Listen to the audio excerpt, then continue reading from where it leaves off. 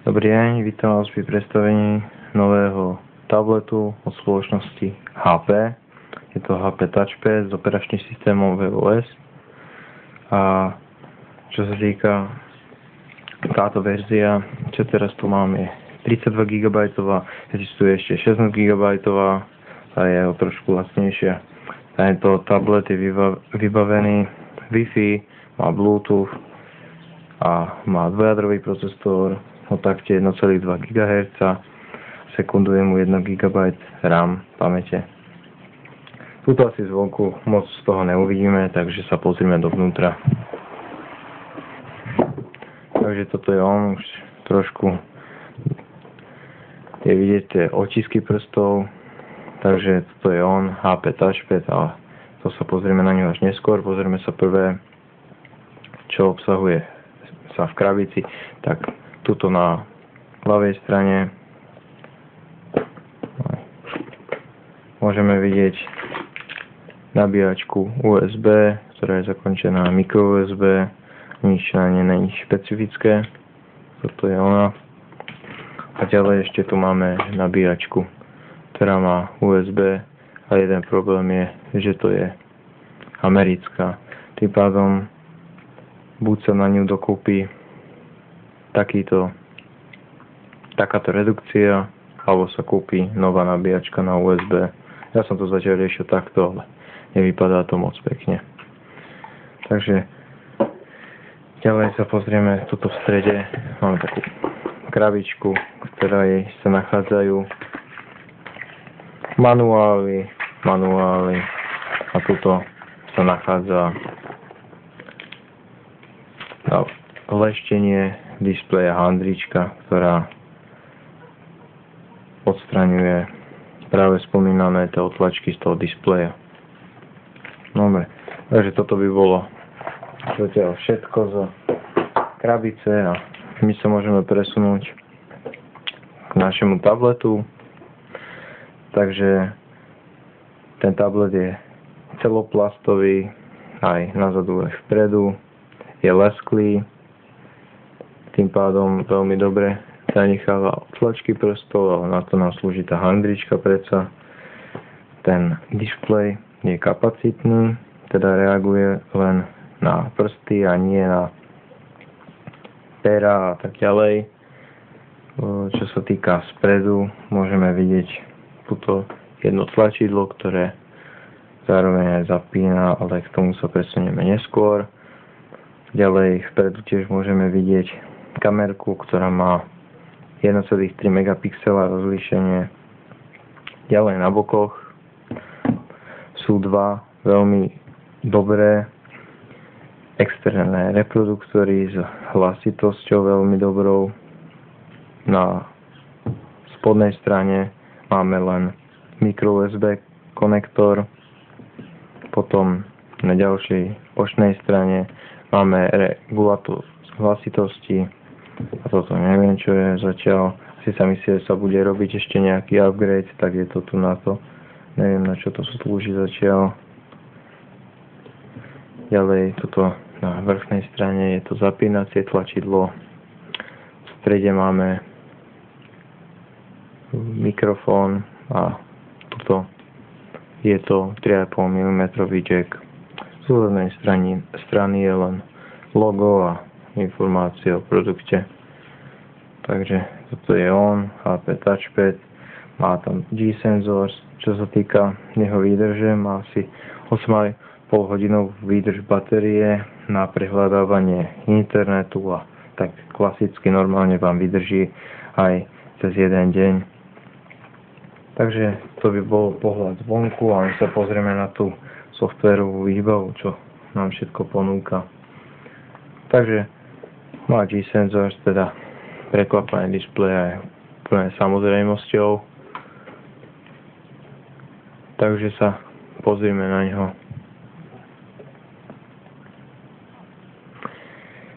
Tuto máme taký zámoček, ktorý keď poťahneme mimo tohoto kolieska, sa nám odomkne displej. Dole sa nám nachádza 6 ikon, 6 aplikácií, 6 odkazov na aplikácie a môžeme hneď začať s nimi. Čo sa týka dotyky má veľmi dobré, tuto môžeme vyhľadávať. Tá klávesnica je veľmi dobrá, dá sa aj meniť toto podržením a môžeme si vybrať od najmenšej po najväčšiu, sú 4 režimy, tak to je veľmi dobrá vlastnosť. Takto si ju pekne schováme. A zase keď chceme písať, tak asi ju zväčším. Tam mám dosť hrubé prsty. Dobre, tak toto by bolo písanie na klávesnici. Pozrieme si ten internet. Zadáme si normálne Google.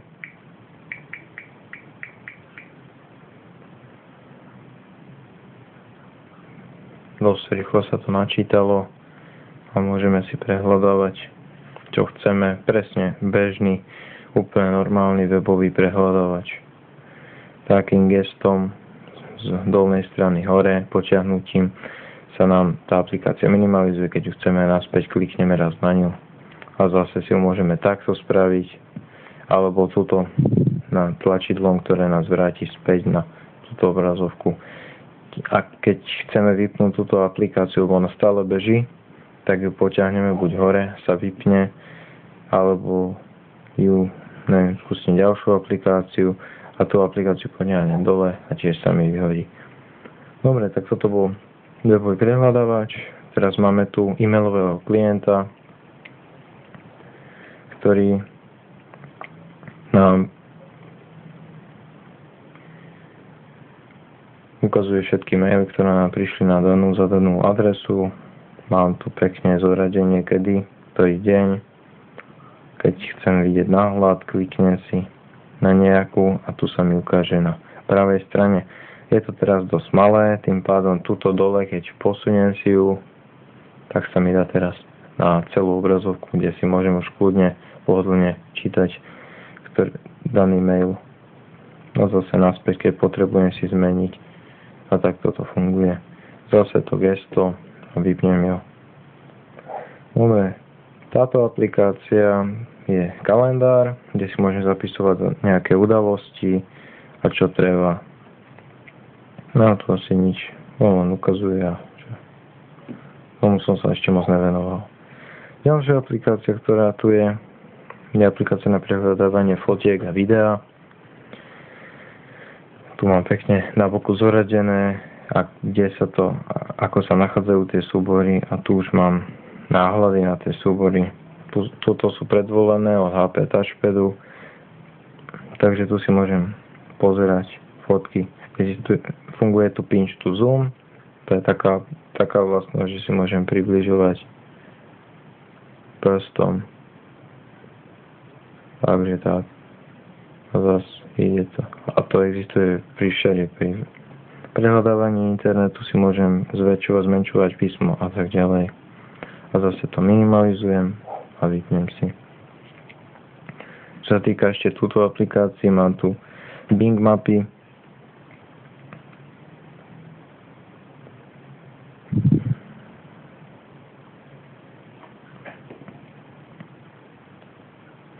No takže tieto Bing mapy sú tu. Ja som zo Šaštína, takže tak už sa ma pýta, či chcem to povoliť. Dobre.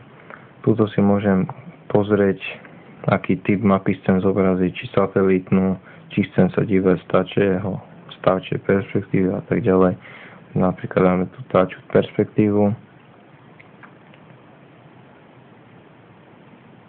No. Dobre, toto máme. A zase môžem tu zoomovať, ako chcem. A môžem aj otáčať. A to asi pri tej táčej perspektíve. Áno.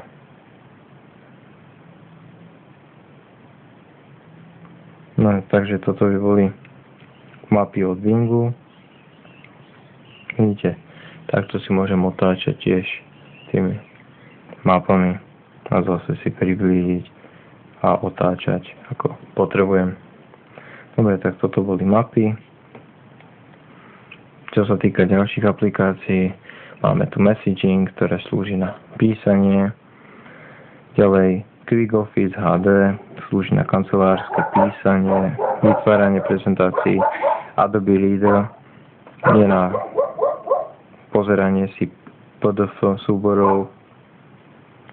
Môžem si tu kontakty ukladať. Phone and Video Calls slúži na skypovanie.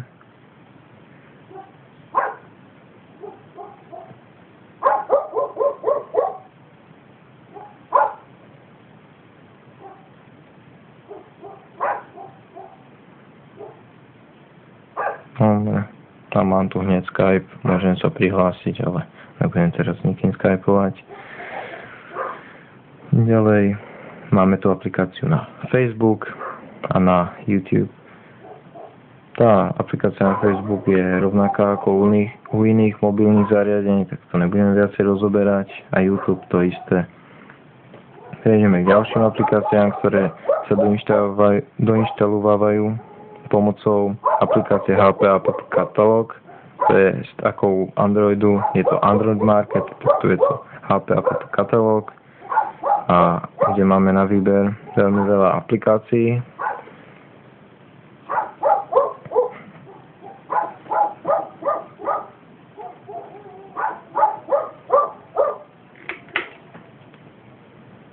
Takže toto je ono.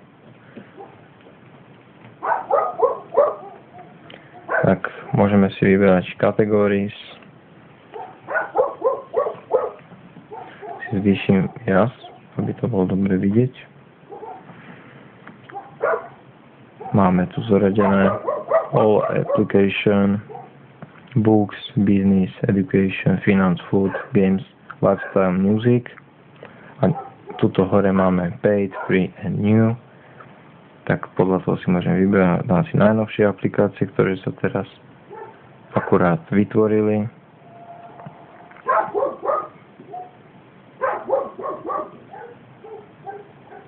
A tu mám najnovšie aplikácie. Keď potrebujem nejakú stiahnuť alebo tak, dám free a už sa mi stiahuje.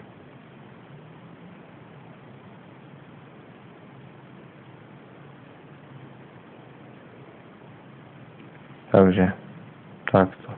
Keď potrebujem vidieť, že o čom je tá aplikácia, kľudne na ňu raz kliknem a sa mi obrazí okolo nej detail, môžem si pozerať, ako vyzerá aplikácia, prostredie a tak ďalej. Takže toto by bolo HP App Catalog a za tým našim gestom vypnem. Čo sa týka ďalších aplikácií, tak sú tu dobré hry, je tu aj čítanie, môžem si čítať Picasa Viewer na prezeranie fotiek, mám tu wallpaper na pozadie pracovnej plochy, USA Today môžem čítať aktuality.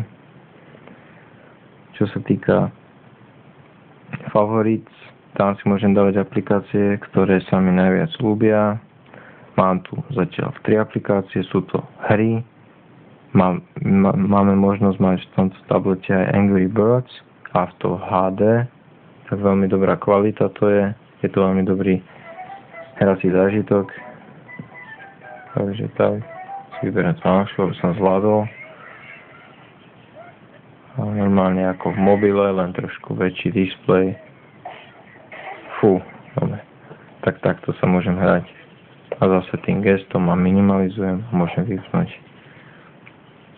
Čo sa týka tých nastavení, máme tu úplne normálne, čo treba nastaviť. Nič také ťažké, všetko. Pekné ikonky, čo zobrazujú. Čo sa týka prehrávača muziky, tak ten je klasický. Tuto na boku sa nám ukazujú kategórie, si dám skupiny, a už tu mám zoradené podľa čoho a tak. Môžem ukázať, dáme si Katy Perry, máme Hot and Cold a tie reproduktory sú veľmi hlasné, tak asi ma nebudete počuť.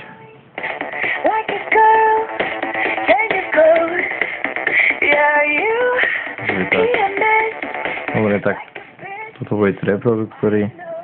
Sú až 2, to je veľmi dobré. Dobre, takže toto bol prehrávač pesničiek. Keď chcem vidieť nejaké upozornenia, tak sa mi zobrazujú tu hore. Mám tu teraz Facebook, rozkliknem raz a ukáže sa mi, čo sa stalo, čo sa komu páčilo, kto mi niečo napísal a tak ďalej. Kliknutím na to sa mi to zobrazí. Tuto ďalej mám identifikáciu Wi-Fi, že zapnuté, koľko mám signál na Wi-Fi. Batéria mi tu ukazuje a čas. Keď chcem vedieť viac informácií, tu rozkliknem, ukáže mi deň, dátum a tak ďalej. Koľko batérie ešte mám v dispozícii. Tu si môžem meniť jas. Wi-Fi má zapnuté, ukazuje na čo je pripojené. Bluetooth. Môžem si tu zapnúť na lietadlo mód. Môžem si úplne zmutovať bez to vypnúť hudbu. Takže to by bolo tak. Teraz aktuálny operačný systém je tu WebOS 3.0.2.